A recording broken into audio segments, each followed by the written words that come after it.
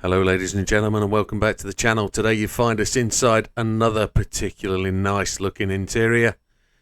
We are again at the circuit of Spa. No, we're not at the circuit of Spa. You'll find us again at the circuit of Le Mans. You now know what the car is now that you've seen the wheel and the bonnet and the large logo on the front. This is the Ford Mustang GT3. We are doing Le Mans. We are going to be taking on the circuit. This is a GT3 car. It's mainly a field of GT4s, so this should have no issue whatsoever. It's just another car to help you with the grind and to set us up for the race. Let's get to the track. So here we are then, folks. We're at the circuit. This is where we're going for the race. We are less than 2 weeks away now to the full main event, and I'm sure you know that I'm really looking forward to it. Let's check out the settings for this car. The Mustang Gr3. We're on racing hard tyres, exactly 700 pp. It just needed a small tweak. 568 horsepower, so it's one of the more powerful cars we've got. Racing hard tyres, fully customizable suspension, everything standard as you've come to expect. The fully customizable rear diff, 555. It's so easy now to tune cars to anything. Once you know the 555 settings, once you know how to do the downforce tweaks, just to tweak it up and down. The maximum downforce on the rear is the lowest PP. The highest PP on the lowest PP on the front is at 350, the smallest. So you know if you go massive on the back, small on the front, it's going to be your lowest possible PP. You tune those how you want to for grip and feel, and you've got the rest. ECU output adjustment at 100, no adjustments whatsoever on a normal transmission. We haven't gone to a full box. We'll just have to see how it goes, but it is possible to drop in a racing transmission and see where it goes. We're going to put the brake balance to -3 just to see what it's like as normal. No other changes required, folks. Really simple, really easy. This will get you around the track. Settings on the assist will be traction control 1. Weak ABS because it's a race car. If it was a road car, we'd be on default. And the counter steer assistance on strong because we're grinding. This is one of those grind races. Controller settings. I'm on a Fanatec DD Extreme. This is the DD Plus with the new PlayStation interface wheel. It is working satisfactorily at the moment with the odd disconnect which they're just working on. Force feedback max torque 5, force feedback sensitivity 10.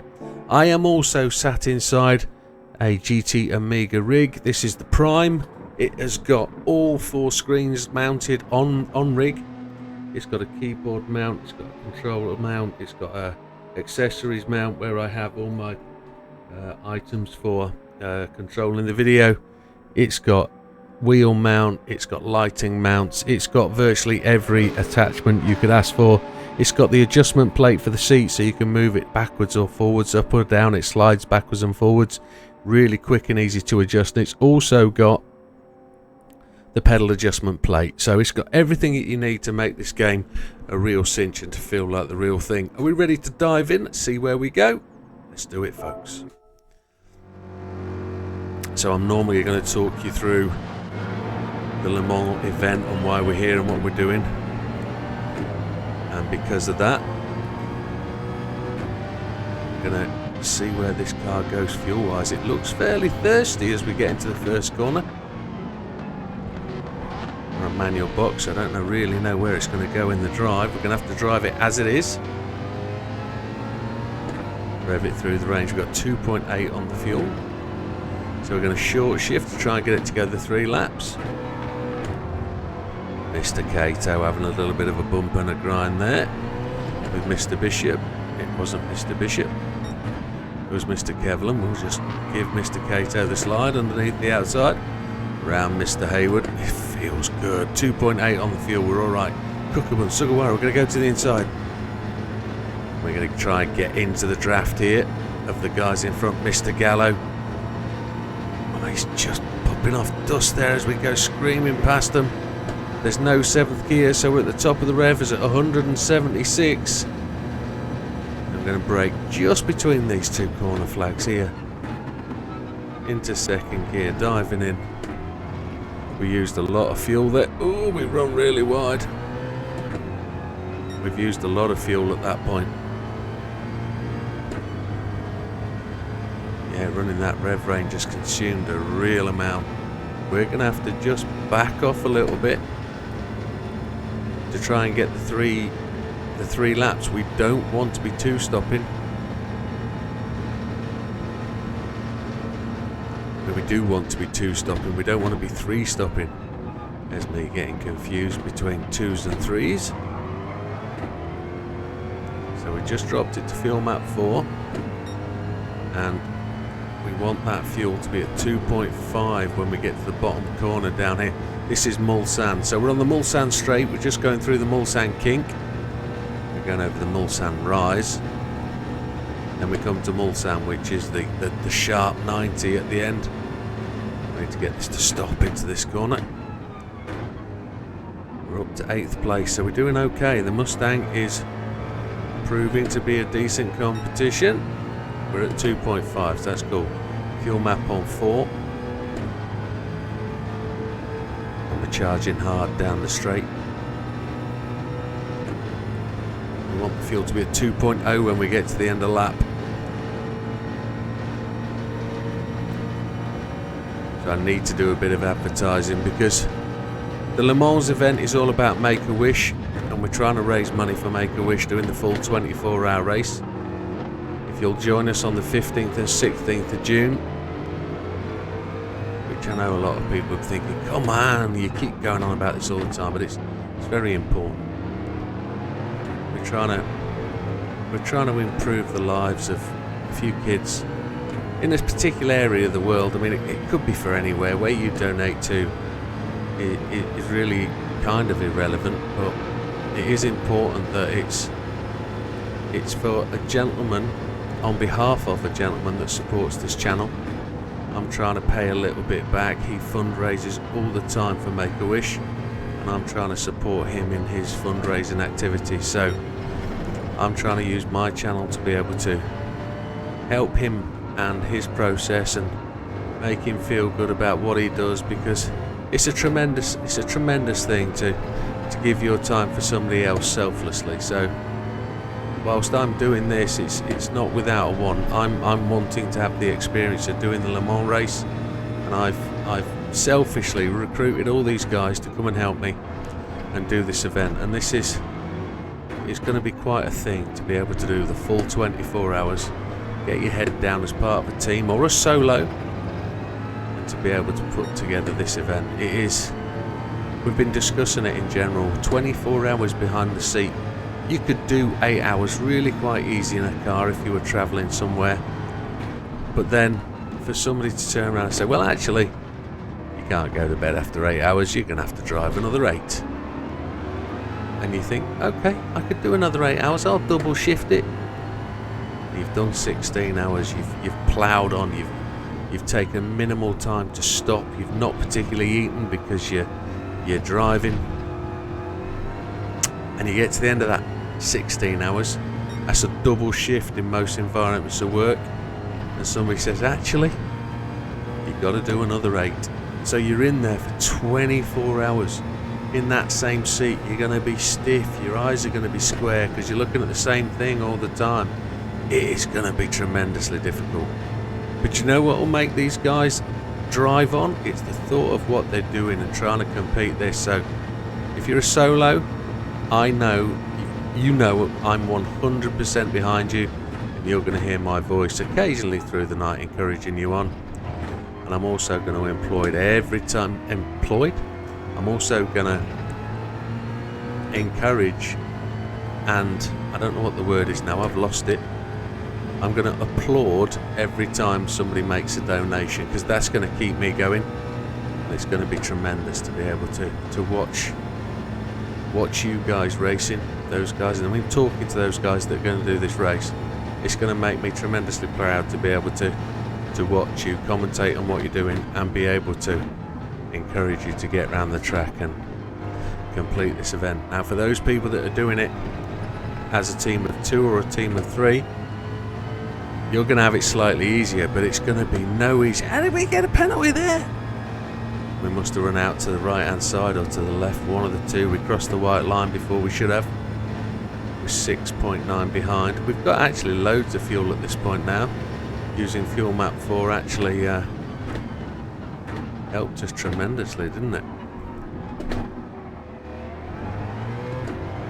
Needs a bit more front end downforce, this car. We could have probably put the racing gearbox on and given ourselves the advantage. However, let's plough on. So those people doing a team of 2 or a team of 3, you're going to have it slightly easier because you're going to be able to step away from the rig and they're going to be able to focus on something else for 10 minutes, close their eyes, maybe have a little shut eye whilst the other driver drives. And then in the team of 3 you can have the advantage of being able to miss around. So there'll be 2 drivers, there'll be 1 driver on, there'll be 1 driver waiting to go on, and then there'll be you who's just finished driving. You'll be able to get your eyes down and close your eyes for half an hour on the chair next to the rig, or actually take yourself off to bed and get some sleep. Then the next thing you know is somebody's going to be rubbing your shoulder, waking you up, tapping you on the top of the head saying, "Come on son, it's time for your turn." You're going to get up, you're going to wipe your eyes down, you're going to be there, take over from your teammate. They're going to want to go, "Oh, come on Mr. Blazan." Unusual braking, I have to go around him. But it's going to be a tremendous thing, as we're not professional racers. Well, one of us is, that I know of. But it's going to be about getting on, getting done, and treating it in some respects like a race as well. I know there's some people out there to win it, and they're not going to be in the race if they're not going to win it. And it's like, oh my lord, that's going to be a tremendous effort. So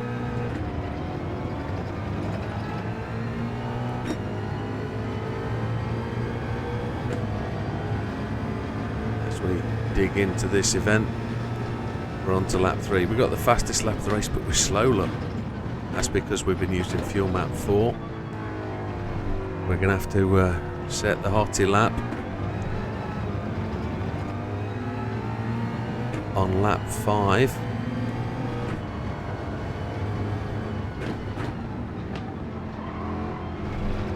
We probably needed the racing gearbox, or at least the racing manual gearbox, to be able to save that fuel at the top end of the rev range.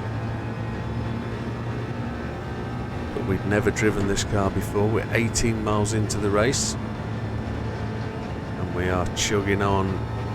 Tyre wear looks to be relatively decent. Brake balance is good. Fuel, we've got rain inbound. Doesn't look to be tremendously heavy. So going to try and beat the rain down to Mulsanne at least. Ooh, we just clipped the apex there. Probably pick up another penalty. Definitely need some front end downforce. Let's check the fuel. We're all good, we've got the lap. Here we go, the rain, the cloud cover is going to impact us. It's not going to be a long rain interval. Look, the cloud is disappearing from the right hand side and it's blowing across our front end. So let's see if we're good. The wind is blowing to the left. How did we pick up 2-second penalty then? What did we do? I have absolutely no idea where we picked that penalty up. That's strange. That's the second one down there. 2 races in a row. Anyway.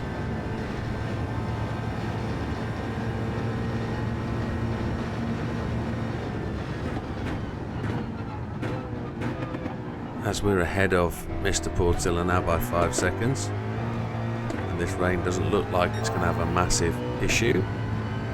We are going to the pits at the end of this lap purely because we haven't got the juice. We're not going to take tyres. It looks like we're going to get through this rain without any drama. It's blowing away, it's blowing past. We're going to get into the pits, change tyres, refuel. Not changing tyres, we're going to refuel all the way. Take it all.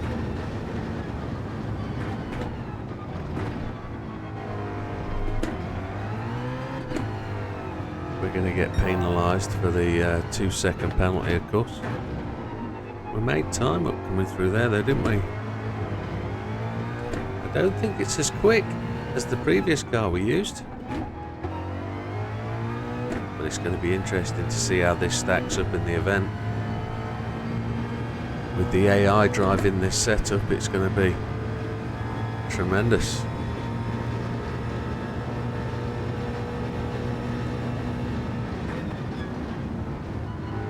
So the rain has passed. Just a lift there a little bit. Still 1.3 up, even though we had a 2-second penalty. Fuel is good, 0.4. It definitely consumes a bit with this normal gearbox, but we managed to keep all the power in. So let's go and take the fuel. We're not changing tyres, we're 9 seconds ahead. See if we come out 9 seconds ahead. Take the fuel. I'll just refuel myself.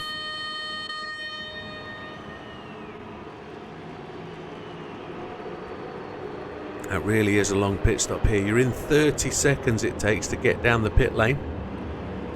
A lot of people suggest that's kind of unrealistic, as Mr. Portillo, Mr. Yamanaka, Mr. Kawakami all come into the pits. There is a gentleman missing. I haven't seen him. Portillo has gone ahead of me. Here we go. Where's this little Suzuki Swift driver? Taking all the fuel. We're the first one to take the fuel, and we're away. There we go.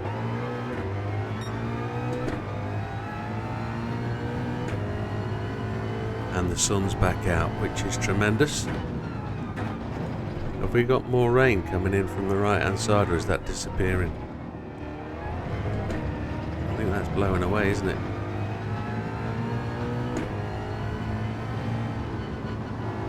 Picked up a half-a-second penalty there, that's unfortunate.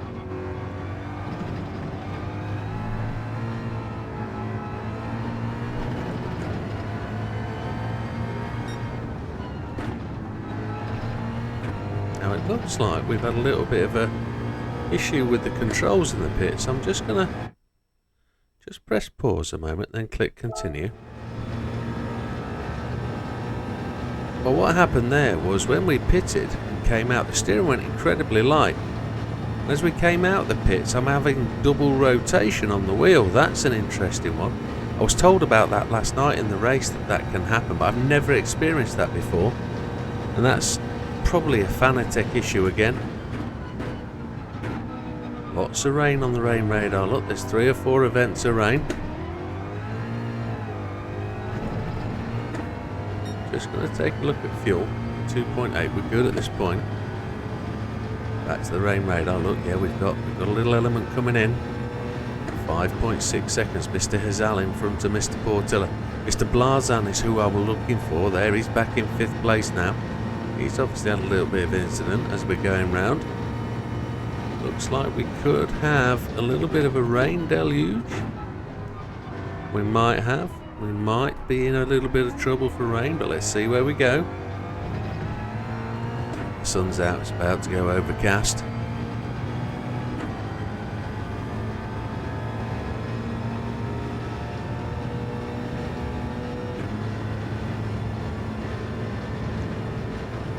Yeah, lots of rain on the rain radar.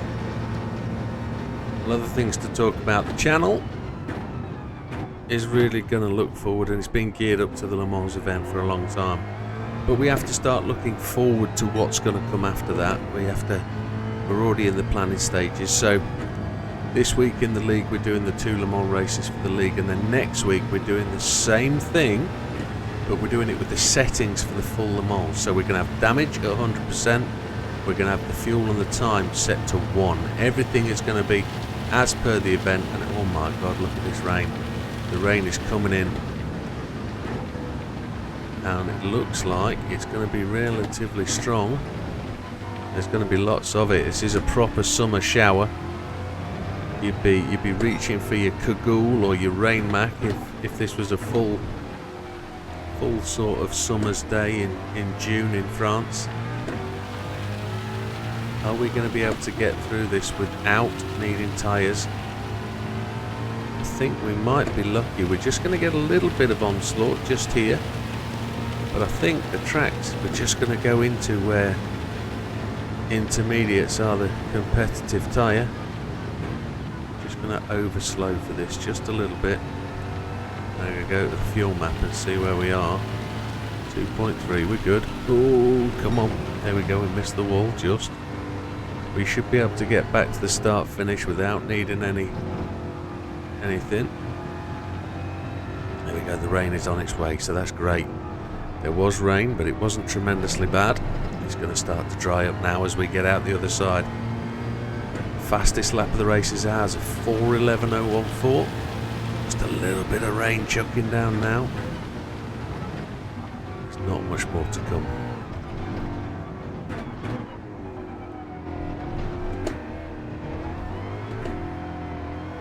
A little bit of drift for the crowd, who are just umbrellas at the ready, big raincoats on. You can see them there wearing the dark colours as we're charging out here.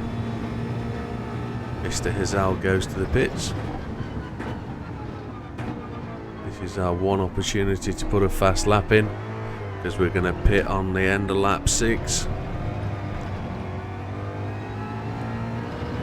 We want to see purple at the first timing gate. Oh, I don't know if we're going to be lucky here or whether we're going to be in trouble. Hazal, Hayward and Blazen all go to the pits, but look at the rain radar. It is absolutely smothered with the rain. We're 1 second down, so it doesn't like we're going to be able to improve on that at 4:11 at this point. Yeah, we're going to go back into the rain from the sunshine. This is not tremendously good, is it? Oh my lordy. Let's see how we go. 173, 174. No, 174, just 173.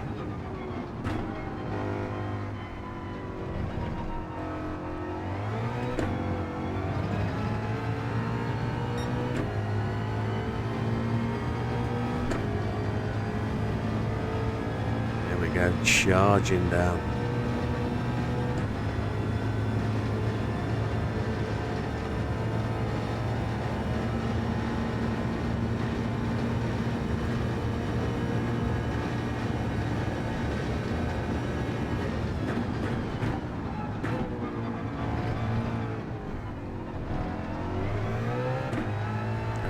Pick up a penalty through here.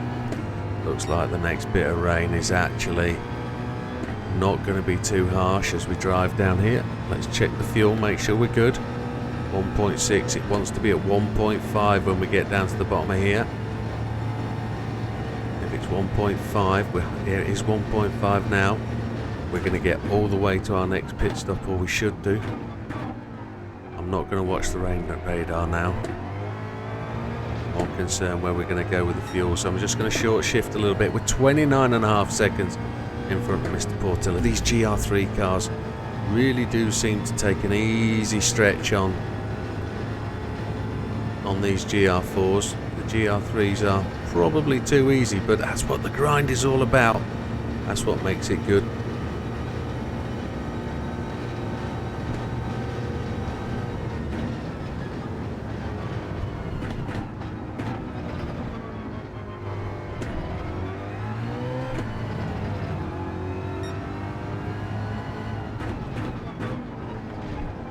I don't know if they've changed a few things around the circuit, you know.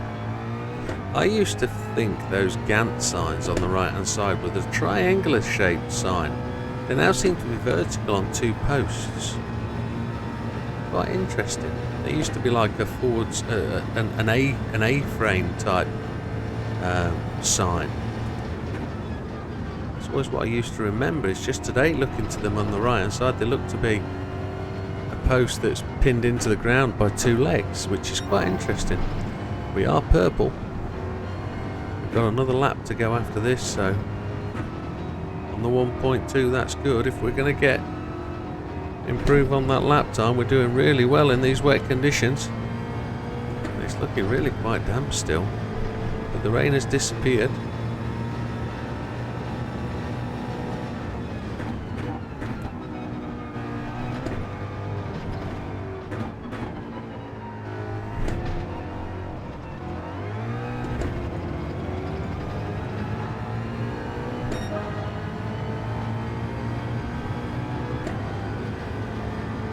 .409.098, so we're still 5 seconds slower than the BMW Z4.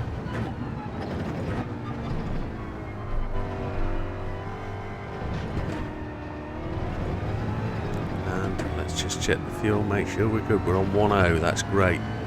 Now there's no rain to worry about, we're just going to charge. We're a little bit overdue because we're only going to make the 7 laps, we'll not make the 8th lap. That goes in line with what we experienced.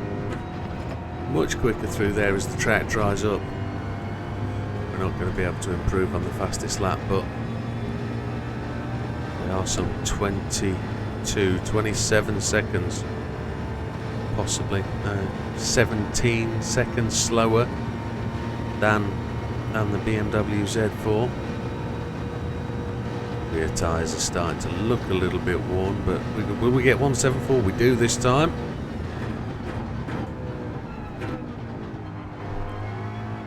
And I've always wondered which one of these was the fastest straight. And it's got to be the first section, hasn't it? Purely because you've got faster speed coming onto that as you dive down there onto the full circuit. And this one has got to be the second fastest, purely because the one at the bottom of the circuit after Mulsanne, you're coming out of a 90-degree corner, so your speed is going to be slower. Just come off the brake there, bit of throttle back on, powering out here over the yellow and blue curb. 1.5 at the bottom. We're much quicker this lap. We're going to be 4.06, so in the dry, equal conditions, this car is as quick as the Z4, you know. He is as quick. There we go, we're at 0.5. We should make it all the way back round with no drama. We're going to take 1.2 laps of fuel. We're 3.5 seconds quicker, so that makes us down to 4.05. So it is just as quick as the Z4. It's very, very close. 2 minutes to get back to the pits, but we've got 30-second rolling. We are, as I said, some 17 seconds behind where the Z4 was, so a long way to make up. Will we get away with not using another set of tyres? That'll save us 4 seconds in the pit lane.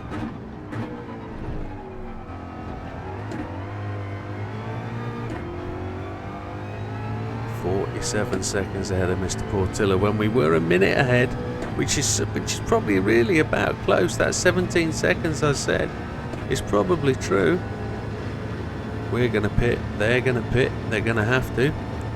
Mr. Blazan hasn't really made up any places, but he's just done his pit, so they're out of sequence on pit stops, aren't they? 4 seconds up, that puts us on a 4.05 definitely.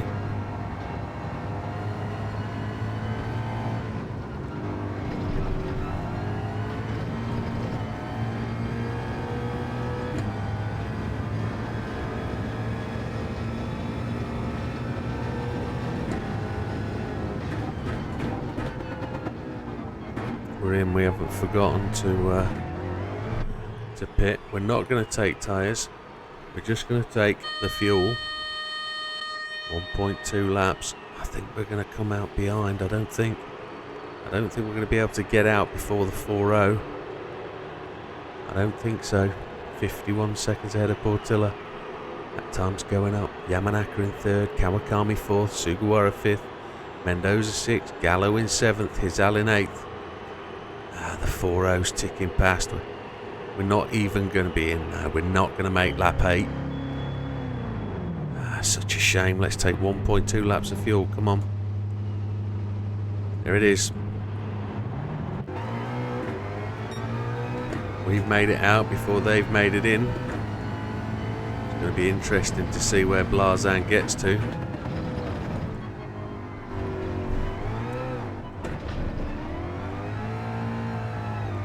Portilla's now in on 14% fuel. Certainly not enough to make it round to the end of the race, is it? Yamanaka's in on soft tyres, same fuel. Kawakami's in, better on the fuel economy. Sugawara goes in, they're all going in. It's got to be a fuel dependent pit stop. Mendoza goes in, looking to see Gallo. But where is Blazan? Is Blazan going to come through? Is Al's coming up the list? So Portilla's now taking fuel. He's out at 52. Portilla's out and away. His Al's through into third place. As we get to 176 down the straight. There's Yamanaka out through the pits. Where is Blazan? He's still not there. Sugawara's out. Mr. Hayward is out. So no Blazan. He hasn't been able to make any gains. He's obviously had some sort of incident through the pack. Fastest lap of the race is ours at 4:09.098. As we managed to drive all the way down there without looking anywhere down the straight. We were watching the timing list. Good practice for when I'm racing online to be able to sense where I am on the track. There we are, we're now a minute ahead. We've got 0.8 on the fuel, we're going to be good for fuel. Tyres are looking okay. But what's it like as a car? A little bit downforce needed. I think this would benefit from the racing manual gearbox, or the manual gearbox rather than the racing one. You'll be able to save a bit of PP and then add downforce on the front, so it'll turn into corners. Tyre wise it's fine. Power it's absolutely spot on. I don't think you'd be able to get mediums or soft tyres on. I don't think you'd benefit from that. I think the gain you made by getting mediums on, you'd lose in power. And then you'd probably need to change tyres at least once, because these hards have managed to do the 7 laps. We've got a minute to get back to the line. We are going to be 14-15 seconds short, I would have thought.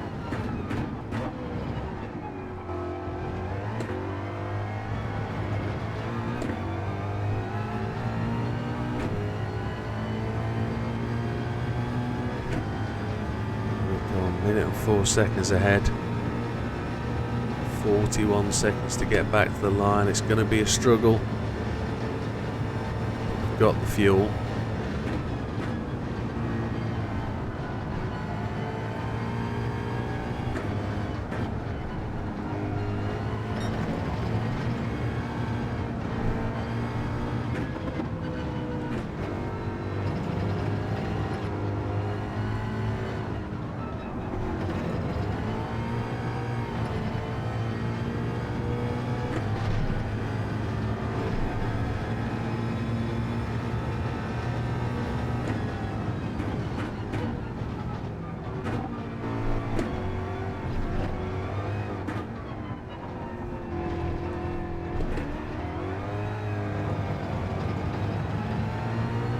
And there we go through the line.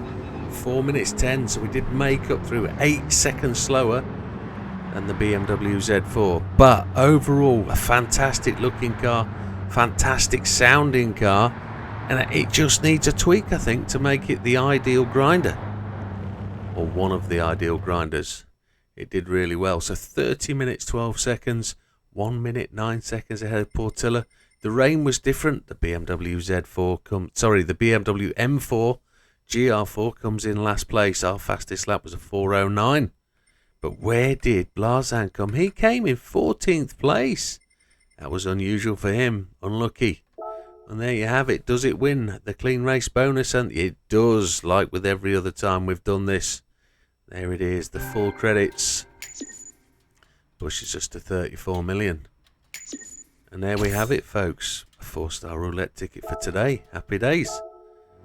And there you have it. Another stunning car, another great option for you to choose and pick from as we roll up to the Le Mans event. You should now be really accruing those credits. And we'll see you on the next one, folks. We've got a couple of choices left to go. Then we've got the big one. We'll see you there. All the best. You take care.